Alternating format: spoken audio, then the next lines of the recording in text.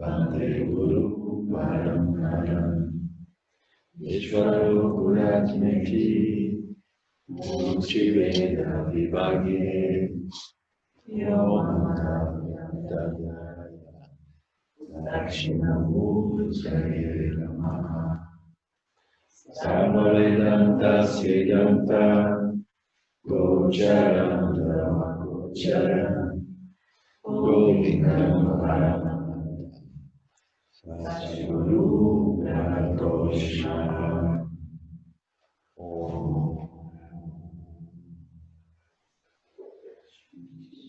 Shanti Shanti Shanti. Okay, so let's enter Atma Bodha. Atma Bodha means Atma is the self. The self is the. Huh?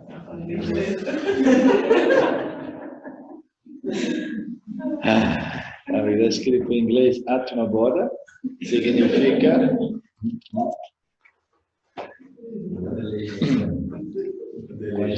o conhecimento do ser.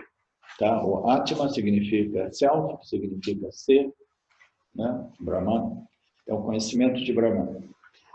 Bodha, conhecimento, Atma, ser pleno. É o conhecimento do Atma, de Brahman, de Sri Adi Shankaracharya. Aqui no início já tem um prefácio, né? Esse aqui é uma tradução muito bem compilada dos versos, somente os versos praticamente, e ela é originada da fundação do como se chama? Ramakrishna Mission. E é interessante porque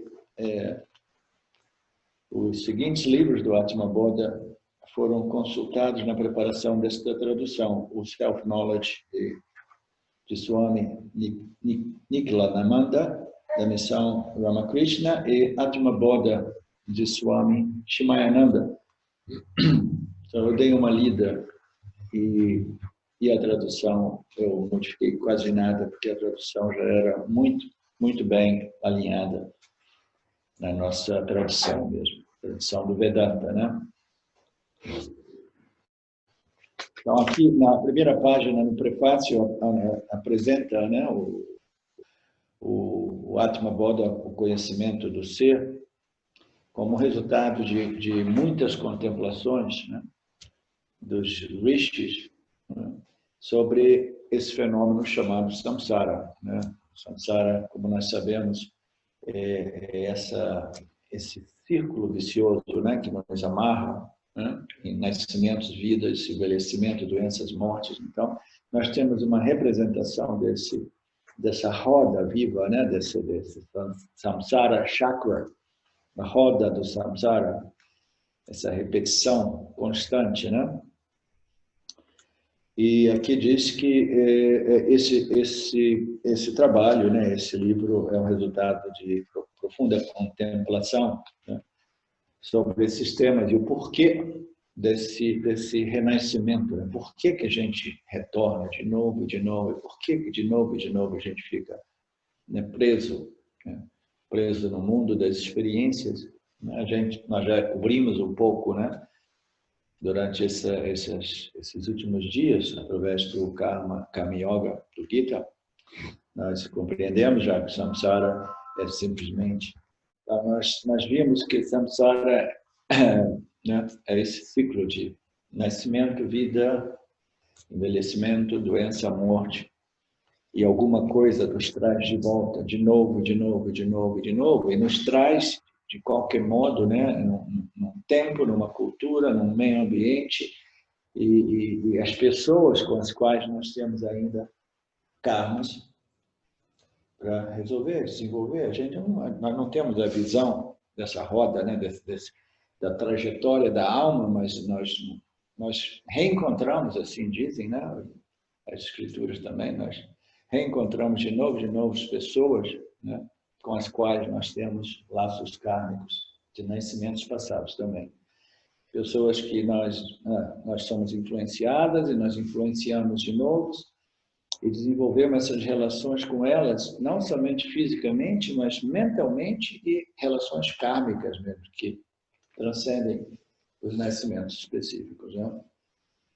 E nós nos preocupamos, nos apegamos,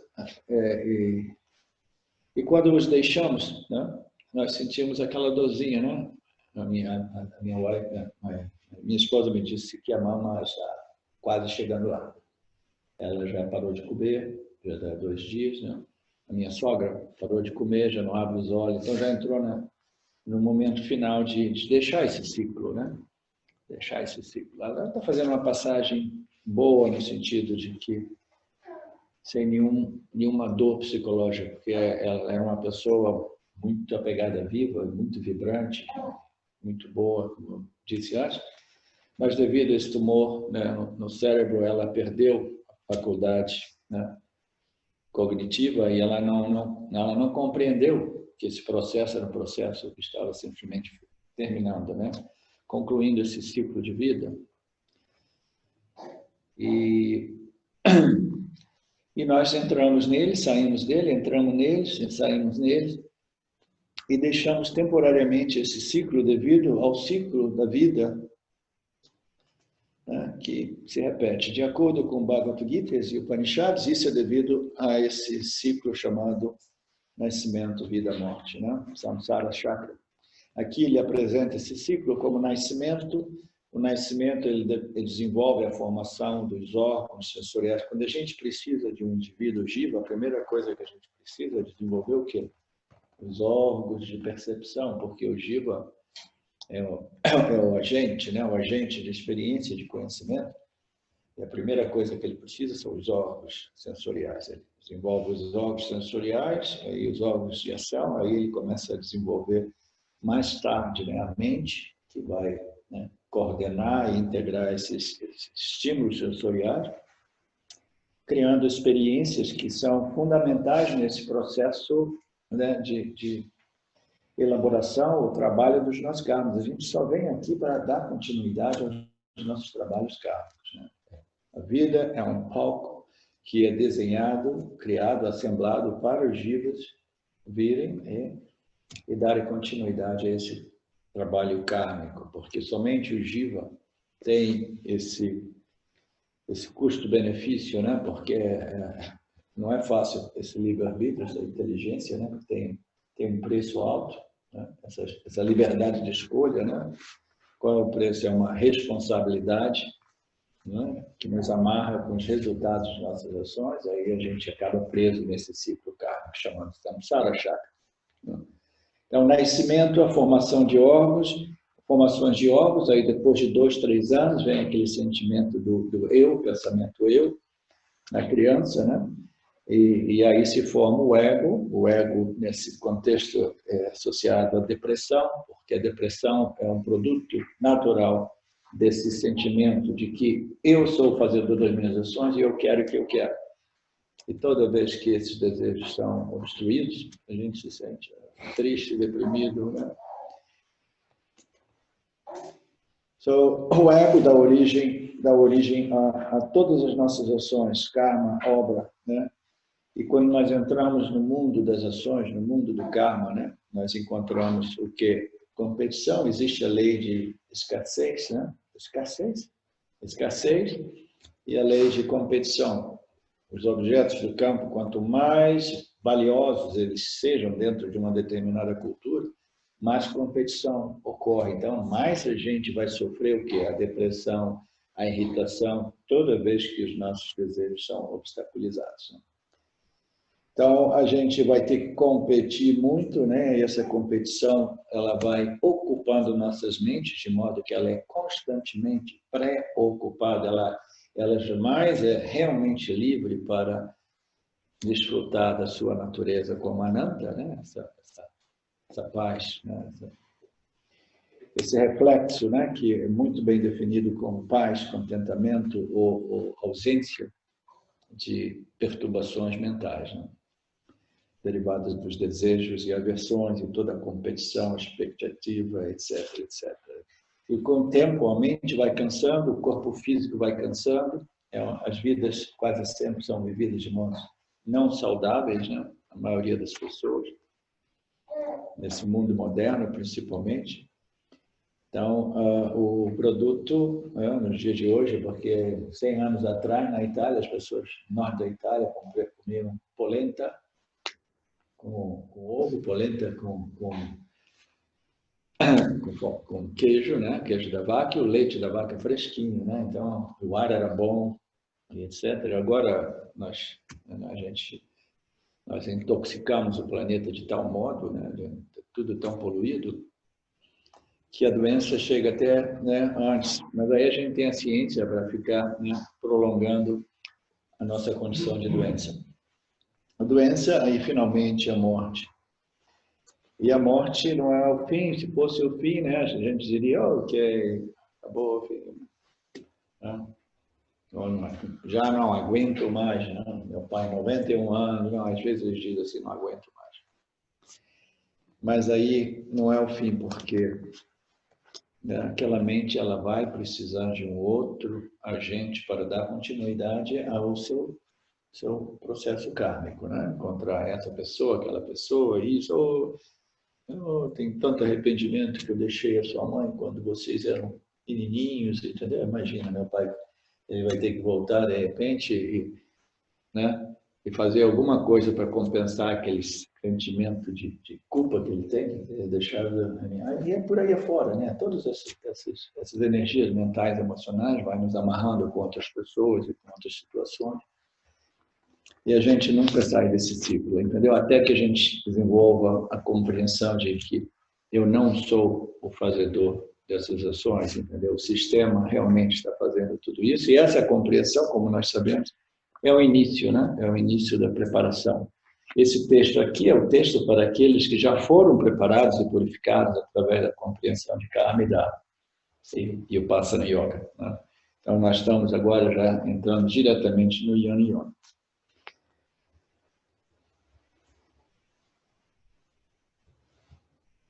Esses ciclos, né? Aqui tem um questionamento. Para todos, esses ciclos do nascimento é contínuo. Né? Os jivas, eles são início, eles existem de sempre, né? E eles também não têm fim, porque o corpo sutil jamais é destruído, ele simplesmente ele se desassocia de uma constituição física para depois reconstituir outra, né? Outro corpo físico, né? Então, é um ciclo contínuo. Naturalmente, existe um final, um fim para isso, né?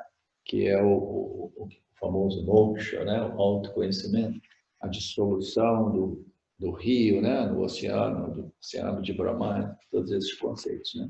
Mas tudo isso é muito simples, é simplesmente quando os prazeres da vida já não satisfazem você, porque você tem a sua própria fonte de satisfação, aí você já não possui aquela tesão pela vida suficiente para te trazer de volta num outro ciclo de prazeres e dores, prazeres, dores. Você já não tem mais desire, desejos ou situações, né, mal resolvidas. É importante resolver os nossos karmas, porque senão a gente volta. Vocês lembram aquela história da criancinha que quando nasceu e ela não gostou de ter nascido? Aconteceu na Índia, não muito tempo atrás. Ela nasce na Índia, tudo acontece, né? Na Califórnia, tudo acontece, dá um outro ponto de vista. Na Índia, do ponto de vista espiritual, a criancinha nasceu e quando ela realmente, né, ela veio à luz, ela viu, aí os médicos deram um tapinha nela, pensando que ela fosse chorar, em vez de chorar, ela falou assim, porra, not again, não de novo, não de novo, não de novo.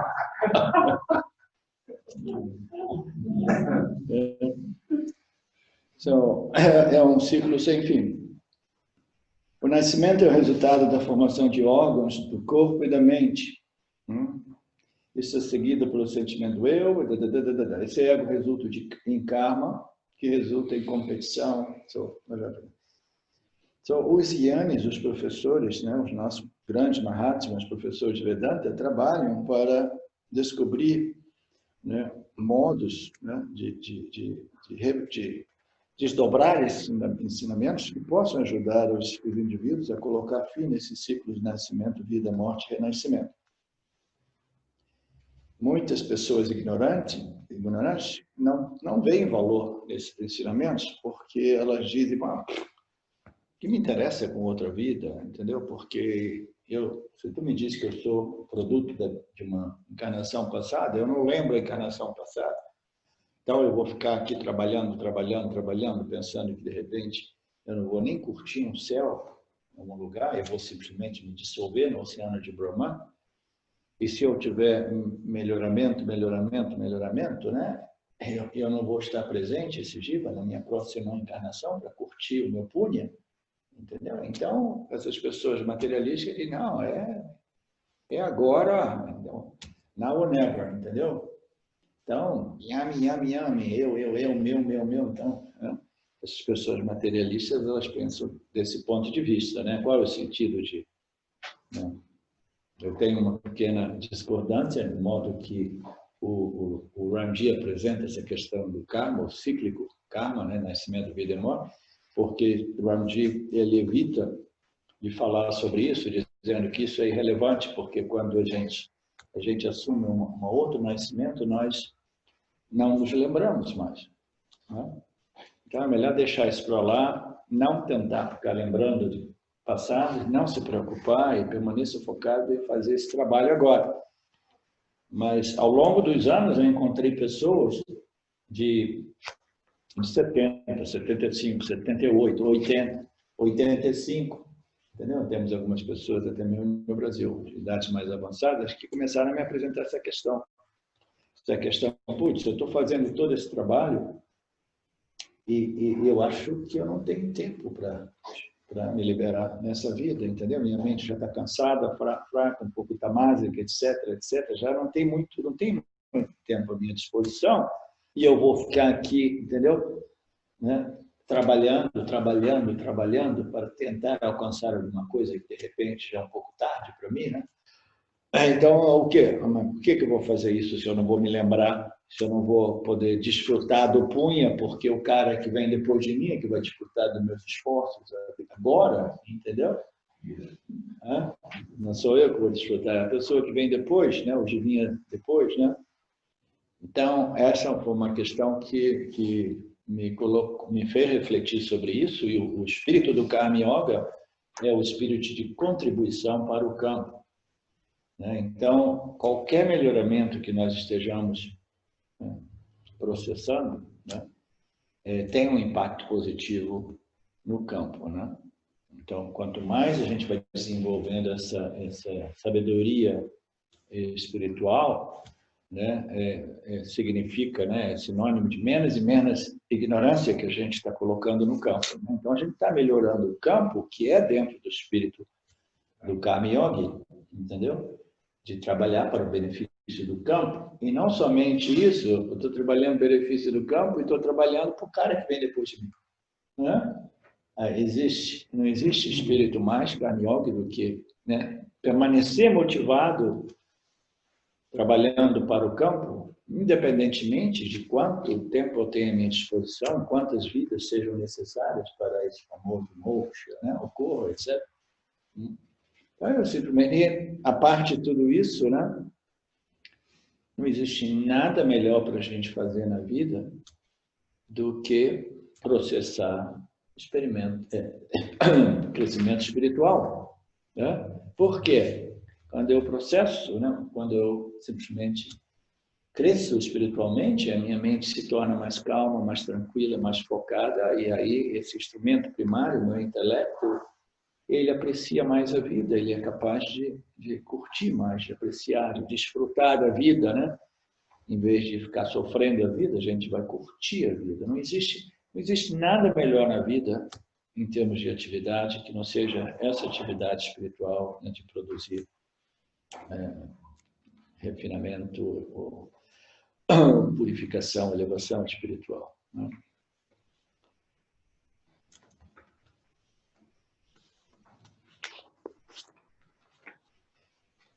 Esses yanis, eles procuram ajudar as pessoas interessadas, né, a colocarem fim nesse ciclo, compreendendo que eu acho que eu já toquei nesse assunto com alguns de vocês, mas cabe ainda. Uma amiga minha, uma vez, ela, depois de estudar Vedanta com o Ramji comigo, aí quando ela começou a compreender que se ela chegasse a moksha, se ela se liberasse, ela não iria nascer de novo, ela falou, não, peraí, não é bem assim, entendeu? Esse moksha, eu quero, né, eu quero voltar de novo em circunstâncias favoráveis, com mais dinheiro, mais propriedade, mais fama, mais prestígio, mais beleza física, né? Porque eu estou trabalhando para Punya, eu não estou trabalhando para Moksha. Por quê? Porque eu tenho attachment. Eu tenho ainda apego às experiências, eu quero voltar aqui para curtir mais, né? Para desfrutar mais, para ser mais e mais um enjoyer, né? Um curtidor e menos um sofredor, né?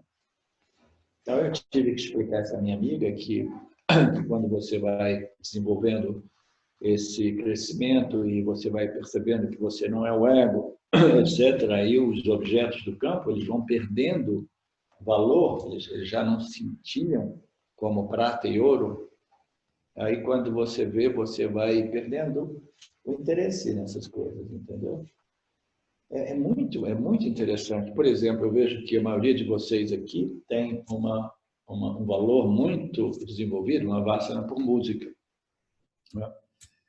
Música é um objeto de experiência, um objeto de experiência sutil, né? Através da audição a gente recebe aquelas ondas sonoras elas impactam e aquelas que são favoráveis ao meu joy produzem um joy maravilhoso. Eu era totalmente apegado em música. Sempre tive as minhas coleções de música e eram músicas que eu usava para experimentar nada, para experimentar Deus, né? E eu usava até mesmo nos meus satsangs, né? No início, eu usava uma musiquinha, quase todos esses gurus usam música, porque música é um instrumento que produz, né, essa paz, essa tranquilidade e esse bliss, né? Você acredita que com o tempo, até mesmo essas músicas elas se tornam uma perturbação para a sua paz? Você acredita nisso? Incrível, né? Não estou dizendo que vocês devem abandonar, né, a sua vassana de música. É simplesmente que, com o tempo, você vai curtindo mais e mais a sua paz, o silêncio da sua mente. Entendeu? Todas aquelas músicas que antes produziam bliss, já não produzem bliss. Entendeu? Interessante, bonita, isso e aquilo, bacana, entendeu? Mas já não brilha como antes, entendeu? Porque você encontrou a sua paz, o seu ananta interior, entendeu? Então, o Jiva, ele vai perdendo interesse na vida, nas experiências, etc. E quando ele está pronto, e somente quando ele está pronto, ele diz goodbye. Foi um prazer enorme, entendeu? Mas não obrigado, entendeu? Se depender de mim, né? Como Papaji, alguém perguntou a Papaji, se Ishvara te perguntar se você quer voltar, você volta novamente? Aí falou, volto sim, por que não? Mas depende só de Ishvara, não depende de mim, entendeu? Eu posso voltar sim, mas depende de Ishvara. Então, o indivíduo que não é mais apegado ao mundo, ele não tem nenhum problema. O rio que vem montanha abaixo, que não é mais identificado como rio, ele é identificado como água, ele não tem nenhum problema em se dissolver no oceano, porque a sua essência como água permanece intacta.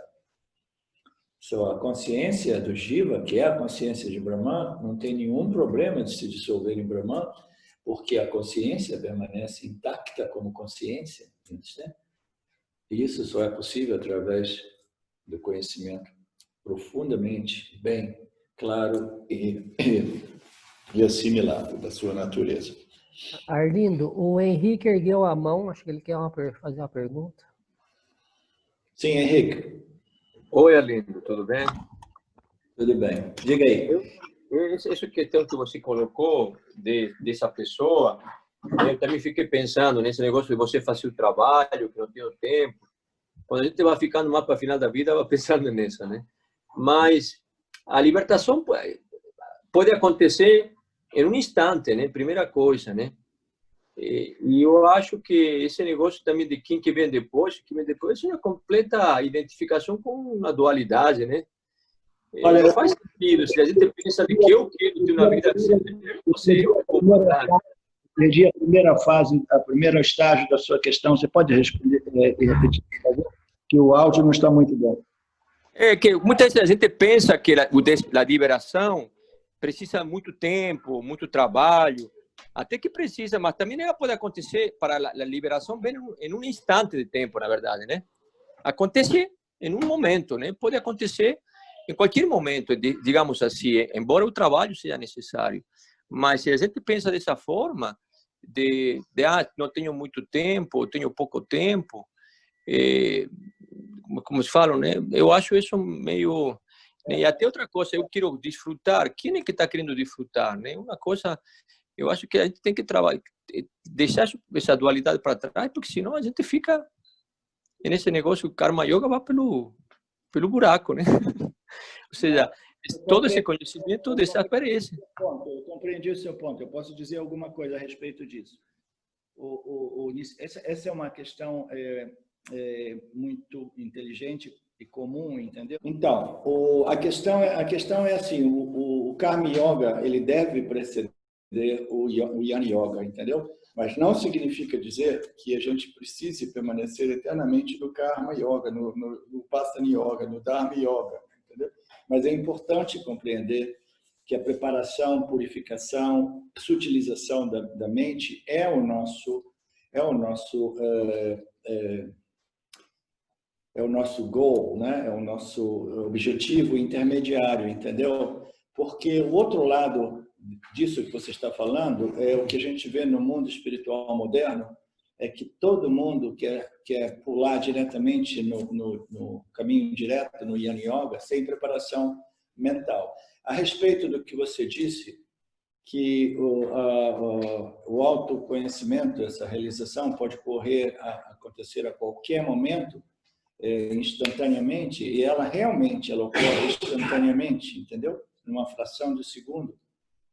Mas como Nisargadatta Maharaj, por exemplo, disse, né, quando pessoas perguntaram isso a ele disse que a realização eu sou Brahman é sadhana, é repentina, é imediata, entendeu? Numa fração de segundo você se toca que você é a consciência e você é a existência infinitamente não limitada, né? Mas, como ele disse, né, a realização é instantânea, é repentina, mas o processo de preparação, de amadurecimento é lento. Ele coloca isso em termos de uma fruta. Uma fruta, quando ela cai da árvore, ela cai numa fração de segundo. Você nem percebe, ela puf, né? Mas o processo de amadurecimento, entendeu? É gradual. Então, o Jnana Yoga, ele não invalida o Karma Yoga, e o Karma Yoga não é alguma coisa que a gente deva afrontar como uma coisa que necessariamente, né, vai nos prender por muitas e muitas vidas. Por quê? Porque o Vedantino, ele não é simplesmente um karmi, ou não é simplesmente um bhakti que quer permanecer nesse ciclo de adoração a Ishvara eternamente, entendeu? O Vedantino é aquele que compreendeu que Karma Yoga, o amor por Ishvara, é um objetivo intermediário, entendeu? É como se nós estivéssemos fazendo uma viagem, a gente tem que fazer trânsito no aeroporto de um lugar para depois dar continuidade. O Vedantino sabe que o meu objetivo final é moksha, mas o Vedantino sabe também que moksha sem Karma Yoga é impossível. entendeu? E aquelas pessoas que, em alguns momentos, eles compreendem que elas são, se elas não tiverem a preparação mental necessária, elas se tocam de que elas são a consciência, a existência, mas aí, depois de alguns dias, semanas ou meses, de novo, a ignorância retorna e elas se sentem de novo identificadas no corpo, na mente, como corpo-mente. Tá? Então, são duas coisas que não são realmente contraditórias. A gente precisa do Karma Yoga, sabendo que Karma Yoga é um objetivo intermediário, e a purificação, preparação da mente requer tempo, ela ocorre no tempo e no espaço através do karma, da interação do jiva no campo, entendeu? É um fenômeno que ocorre em mídia e ele realmente time consume, ele vai consumir tempo. A purificação, preparação mental, ela requer algum tempo. Eu não sei se isso é alguma coisa que possa decepcionar algumas pessoas, mas, como eu disse repetidamente, existem exceções às regras, né? Para todas as regras existem exceções. Então, talvez você, Henrique, seja uma exceção, né? Talvez outras pessoas sejam exceções. Não, eu já sou altamente qualificado, portanto, eu tenho uma expectativa de que Ishvara vai me abençoar com esse auto-reconhecimento a qualquer momento. Isso a gente pode dizer, entendeu? Muito embora seja melhor não ter expectativa também, entendeu? Mas é simplesmente uma questão de preparação e realização. A realização sem preparação é impossível, preparação sem realização é incompleta, entendeu? O Arlindo, no, è solo l'unico che plenamente concordo, sì, ma lo che sto falando è che se io fico pensando se eu vou me despertar, não vou me despertar, eu não vou fazer o meu trabalho. O trabalho para mim tem que ser feito independentemente de qualquer coisa, né? Exatamente. Então, isso que eu estou falando, essa colocação dessa pessoa que você colocou, eu não vou me liberar. Se eu fico pensando nisso, ou quem que vai vir depois, ou quem não vai vir depois para desfrutar, eu acho isso... Ótimo para você. Ótimo que você não pensa isso, mas você pode acreditar em mim. Tem pessoas que pensam nisso, entendeu? Não, sim. Porque dentro, quando você começa a mergulhar no Vedanta, você compreende o samsara como um ciclo.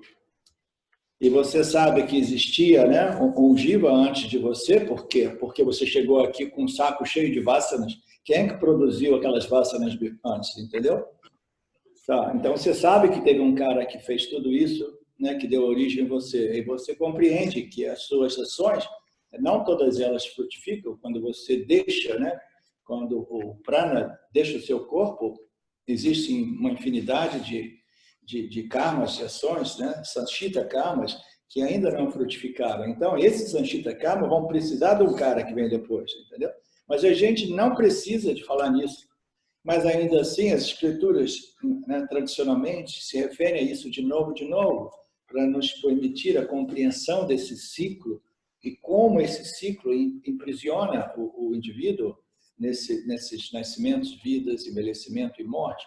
Mas, naturalmente, o nosso foco aqui é fazer o nosso trabalho, né, de compreensão desses ensinamentos espirituais, sem, naturalmente, pensar como é que vai ser o meu nariz quando eu chegar na próxima vez, né? A gente não precisa pensar nada disso. Será que eu vou nascer rico, pobre ou miserável? Né? A gente não precisa pensar em nada disso, né? Eu acho que, Arlindo, eu acho que se a gente tira o foco do Jiva e diz eu estou trabalhando para o campo, estou trabalhando para, exatamente, para o todo, trabalhando aí acabou. para o campo. Exatamente, eu estou trabalhando para o campo. E trabalho para ele, isso é que para ele, né? isso é que distingue, que diferencia o Karma Yoga, entendeu? Dos Bhaktas em geral, aqueles que trabalham, que têm essa devoção por Deus como campo, etc., mas eles querem só punha. Nós queremos, nós temos uma apreciaçãozinha por punha, mas o que a gente quer é purificação mental, porque o nosso objetivo é moksha, mas a gente está trabalhando primeiro, né, com esse espírito de contribuição para o campo, de modo que a gente possa pelo menos viver feliz, independentemente de moksha ou não. Né? Então, exatamente, eu sou totalmente de acordo com tudo que você disse.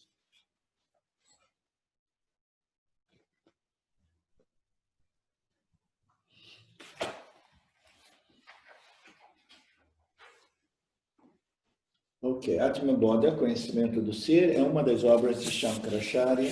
Nesta obra, ele expõe claramente, com a ajuda de analogias simples, a natureza da consciência, do eu, do ser, e os meios de autorrealização. A característica desse Atma Bodha é que, embora cada verso tenha um significado direto, o conceito e significado interno de cada verso é realmente mais profundo e esclarece o leitor. Uma tentativa é feita de explicar o significado interno também. Eu não entendi isso interno. A tentativa é feita de explicar o significado interno. Profunda. Os seguintes livros... Ok.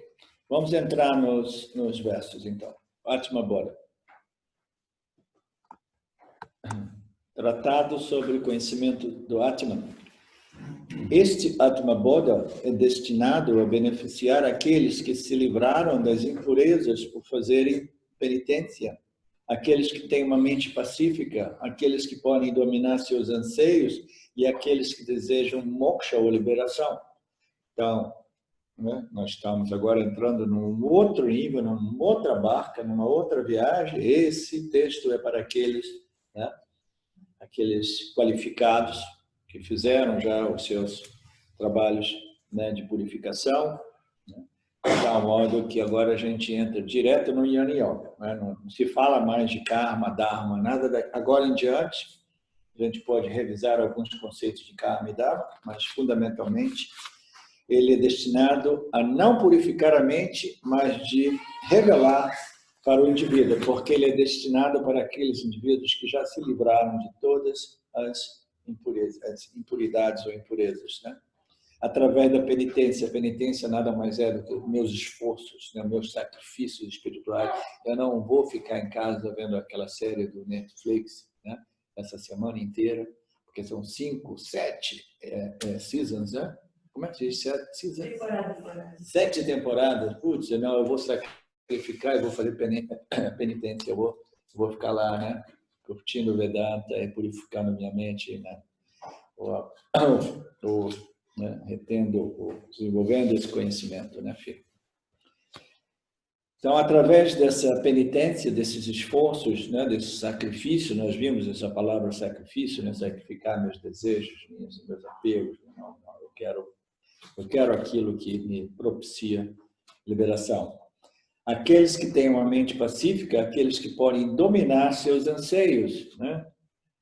Então, uma mente pacífica é uma mente bem resolvida, através do karma, dharma, e meditação, whatever. E começa, na verdade, com outras terapias no início, entendeu? Existem diversas atividades que servem ao processo de gradualmente preparar a mente, até mesmo para a meditação, né? Até mesmo para o Karma Yoga. Quantas pessoas ouvem o Karma Yoga e dizem, que coisa confusa, difícil, complicada, não faz sentido para mim.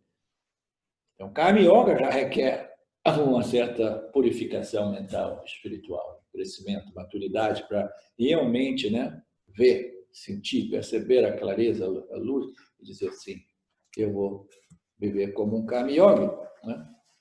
Então, até meditação, o Vipassana Yoga, se eu não tiver um pouco de mente meditativa, né? Onde é que eu vou comprar mente meditativa para começar a meditar? Assim, você tem que ir online, né? Aí você compra 50 gigabytes de mente contemplativa, da meditativa, para você entrar, né? Você download na sua mente com inteligência artificial. Estou falando do futuro, naturalmente. Aí você compra, aí você pode começar a meditar, porque você obteve. Não, mas não existe isso, né? Então, a gente já precisa dessa mente qualificada, dessa mente pacífica, através das nossas penitências, através dos nossos esforços espirituais, aqueles que naturalmente conseguem dominar seus anseios, as suas aflições, suas expectativas, as suas dependências, os seus vícios, né? Todas essas coisas, né, que nos prendem, né, que perturbam, disturbam nossas mentes, né? E é exatamente para aqueles que desejam moksha e libertação, moksha ou libertação, né? Natalina, você quer moksha? Sim? Ok. É bom saber, né? É difícil, é muito raro encontrar uma pessoa que queira moksha, muito raro. Agora eu não tô fazendo piadinha, não. É raríssimo, raríssimo. Até mesmo nos círculos de Vedanta é raro encontrar, entendeu? Principalmente jovem como você. Espero que você esteja dizendo a verdade, Nathalie.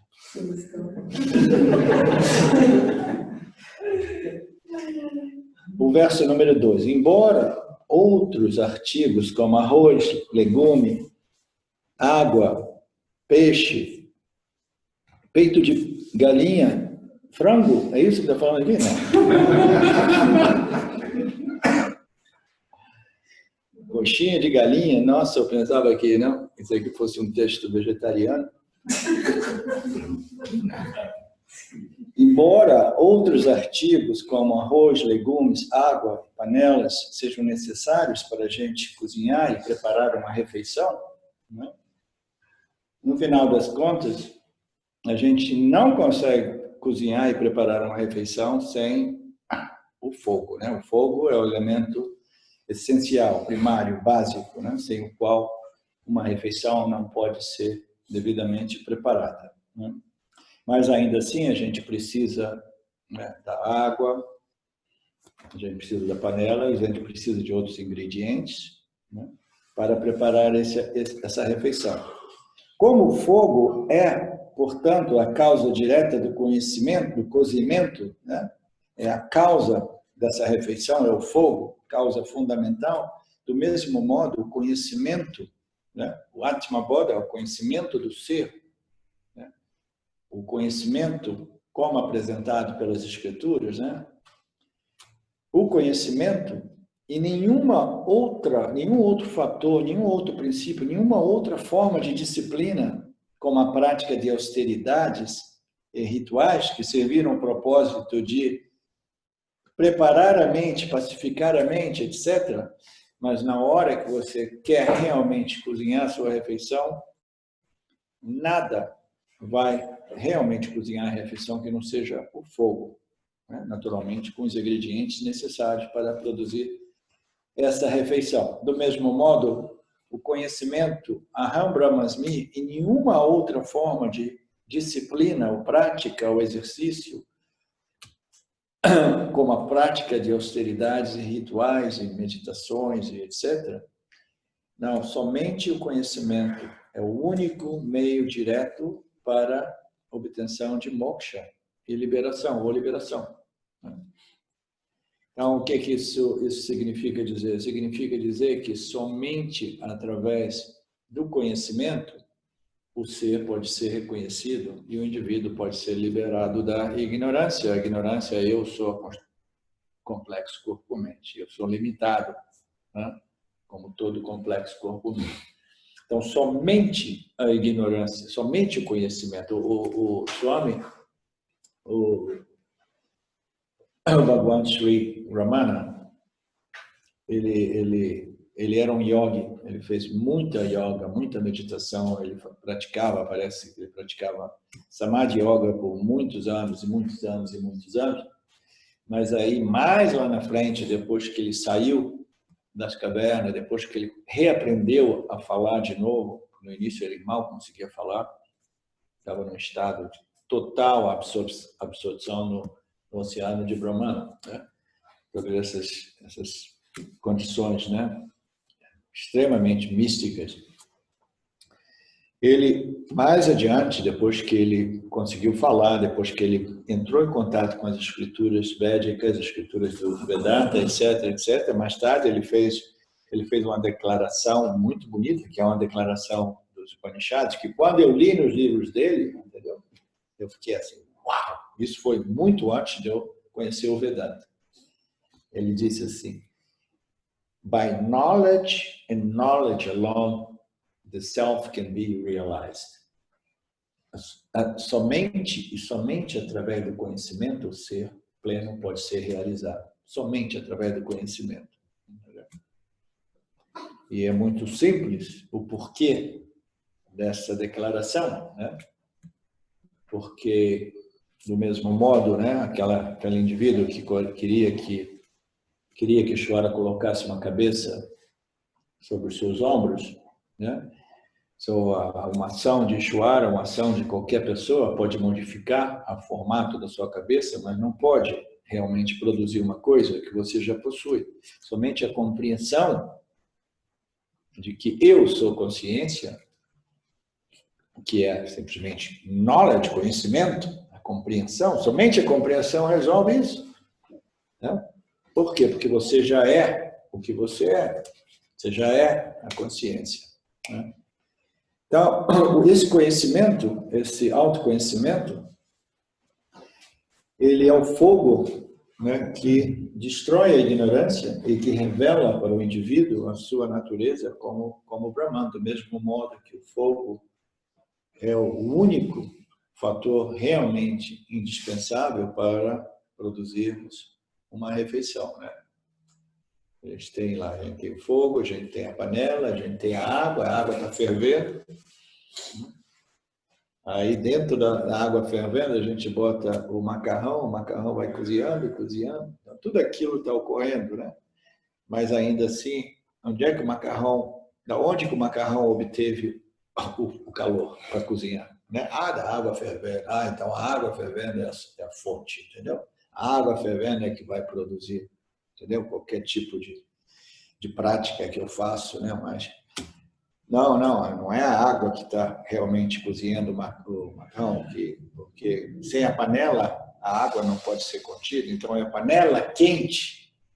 Por quê? Porque o calor ele não pertence à água fervendo. O calor pertence à panela? Não, ele não pertence à panela. Parece que pertence para a panela, entendeu? Mas o calor, esse calor, né, em analogia que destrói a ignorância, ele pertence somente a Jnana, o conhecimento de que eu sou o Brahman. Esse é o ponto. A propósito das austeridades e a purificação, a propósito das autoridades, a purificação do coração e a criação de uma condição mental para ajudar o próprio crescimento espiritual e torná-lo apto para seguir o caminho do conhecimento, Jnana Marga. Essas austeridades são os nossos esforços espirituais, né, como eu mencionei, e a purificação da mente, né? Que a gente não precisa ficar fixado em purificação, mas a gente tem que saber sem purificação nada é possível, né? Porque uma mente que é perturbada por ansiedade, expectativa, frustração, desejos e medos, entendeu? Depressão, como é que uma mente nessa condição, entendeu? Ela pode entrar nessas análises sutis apresentadas pelo Vedanta, compreender Ishvara, compreender as leis que governam o campo, e, num estágio mais avançado, compreender a diferença, a distinção entre Satya e Mithya, e discriminar a consciência do intelecto, que é a entidade experienciadora, através do qual a consciência se torna o agente. Como é que ele vai fazer tudo isso se a mente é constantemente, né, perturbada? Né? Então, é impossível.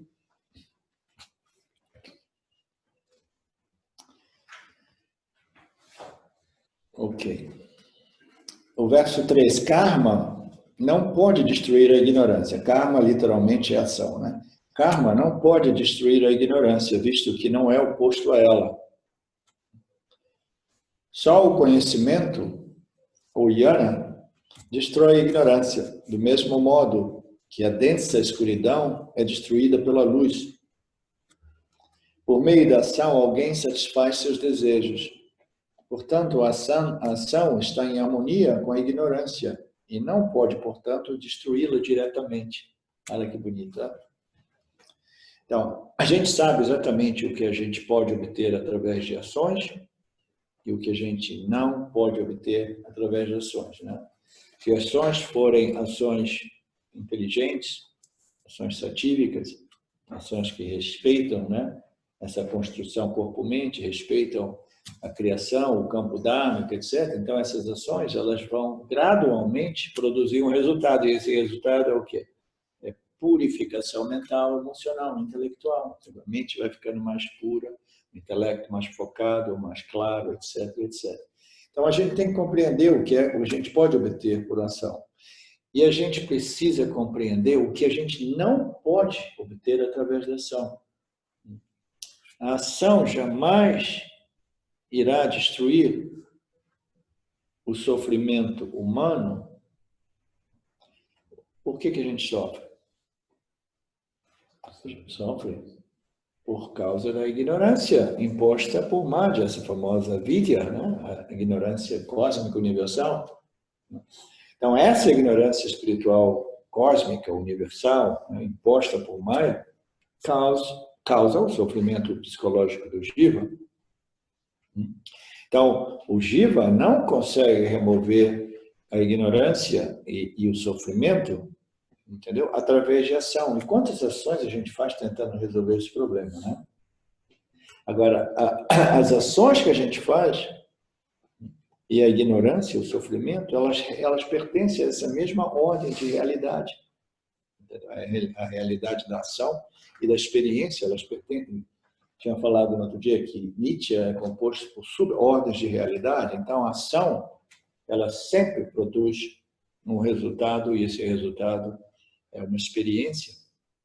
Eles pertencem mesmo à subordem de realidade, entendeu? E a ação, ela jamais irá cancelar a ignorância ou o sofrimento, porque toda ação é fundada na ideia de que eu sou limitado e eu preciso fazer alguma coisa para remover o meu sofrimento, que nada mais é do que um sentimento de limitação profundo. Mas as ações estão partindo do indivíduo que se sente limitado, se sente incompleto, se sente inadequado. Portanto, como pode uma ação, né, do Jiva? O Jiva, quando ele se torna realmente esperto, né, esperto no sentido sábio, ele vai se afastando de ação e experiência, ele vai se movendo para compreensão e contemplação e compreensão. Por quê? Porque ele está desenvolvendo sabedoria, menos interesse em experiências e ações para produzir experiências, e ele está se movendo na reflexão, contemplação, estudo e assimilação, compreensão. Então, nenhuma ação irá destruir o problema do Jiva, que é a ignorância, porque essas ações, elas pertencem a essa mesma ordem de realidade. Ação é ignorância, experiência é ignorância. Toda ação vai produzir uma experiência, e a ação que é fundada em ignorância, ela simplesmente vai produzir mais ignorância, mais sofrimento. Não existe. Não existe. Mas existem ações e ações e ações e ações. Existem ações que são satívicas e dharmicas, que são moderadas, são genuínas, são necessárias. Entendeu? E essas ações, elas irão produzir alguma coisa que não é realmente a remoção da ignorância, mas essa coisa que essas ações espiritualmente positivas irão produzir é uma condição mental, né, de preparação mental, que é, né, o que nós necessitamos para mais tarde, ou amanhã, ou mais tarde, entendeu? Como a gente queira ver, ou daqui a um ano, ou daqui a uma vida, a gente possa começar a realmente estudar, contemplar, refletir e compreender, né, essas declarações, tipo, eu sou Brahman, eu sou livre, ilimitado, etc, etc. Então, nenhuma ação pode destruir a ignorância, porque elas não são opostas e elas pertencem à mesma ordem de realidade. Só o conhecimento destrói a ignorância, do mesmo modo que a luz é o único princípio que destrói a escuridão. Já notou que quando a gente chega num quarto muito escuro, a gente vai, né, com cuidado assim, né? Aí procurando o interruptor, aí quando a gente acende o interruptor, imediatamente, instantaneamente, a escuridão é dissipada. Isso é muito incrível, né? É uma analogia, é um exemplo, né, perfeito, né? Do mesmo modo, existe somente um princípio que pode dissipar a ignorância. E esse princípio, ele não é de ação rajásica, tamásica, mas é satívica, porque não é uma ação, ele é simplesmente a contemplação e a compreensão, o conhecimento. O conhecimento é o único princípio que dissipa a ignorância, do mesmo modo que a luz é o único princípio que dissipa a escuridão. A escuridão é um ótimo símbolo da ignorância espiritual, né, que a gente conhece, né, por experiência própria, né, como Jivas. Por meio da ação, alguém satisfaz seus desejos. Sim. Portanto, a ação está em harmonia com a ignorância e não pode, portanto, destruí-la diretamente. Porém, o Karma Yoga, é por isso que de vez em quando eu tenho que entrar no Karma Yoga para distinguir que nem todas as ações são inteiramente fundadas em ignorância. Não todas as ações são desperdícios totais. Porque, como diz Lord Krishna, né, no capítulo 3, até mesmo um pouquinho de karma com o espírito do yogi, Karma Yoga, já produz grande proteção contra o sofrimento, produz crescimento espiritual, preparação mental, intelectual, emocional. Tá? Então, aqui nós estamos simplesmente colocando todas as ações no mesmo saco de lixo, né? Porque quando nós entramos no Jnana Yoga, a gente não quer muito mais falar, mas eu estou tentando, né? Porque o risco de a gente começar a colocar tudo no mesmo pacote, quer dizer, nenhuma ação, aí as pessoas vão por aí, em diversos círculos, e falam assim, eu não sou fazedor, eu não faço nada, não existe nada que você possa fazer, não existe nada que você possa fazer, porque você é Brahman, não existe nada. Não é bem assim. Não é bem assim. Isso é sobreposição de Satya e Mithya, entendeu? As ações pertencem a Mithya, as ações são necessárias e a gente precisa ajustar nossas ações, respeitar o campo, respeitar essa ordem de realidade, nos adequarmos, né, às leis do Ishvara, etc, etc. Mas aqui nós estamos tratando, né, do Atma Bodha, por meio da ação alguém satisfaz seu desejo. Por quê? Todo samsari age somente para satisfazer seus desejos egocentrados. Então, está dizendo, por meio das ações você vai satisfazer os seus desejos egocentrados. Portanto, a ação ela está alimentando a ignorância, porque toda ação que a gente faz para obter o que eu quero, do modo que eu quero, quando que eu quero, eu estou criando um monstro dentro de mim. Eu estou reforçando essas vasanas que dizem que eu preciso, entendeu? Que aquilo, um outro tênis novo, etc. Então, eu estou simplesmente, né, alimentando, nutrindo a ignorância. É isso que está querendo dizer aqui. A ação está em harmonia com a ignorância e ela jamais irá destruí-la diretamente. Diretamente, ó, vê lá a sabedoria das escrituras. Aí no final diz assim, a ação está em harmonia com a ignorância, ela pertence à mesma ordem de realidade, portanto, não pode destruí-la diretamente, mas indiretamente ela pode. Indiretamente. Ela vai simplesmente preparar o solo de tal modo, né, que a ignorância possa ser destruída mais adiante, né, sem nenhuma ação, mas no silêncio do nosso coração, do nosso intelecto, da nossa mente, né, a gente simplesmente, a gente compreende, né, eu sou a consciência, não sei o que significa. Então, vamos dar uma paradinha. Om Purnamada Purnamidam Purnamudachyate Purnasya Purnamadaya Purnameva Vashishyate Om Shanti Shanti Shanti. Thank you, everyone. Thank you. Thank you, Lord.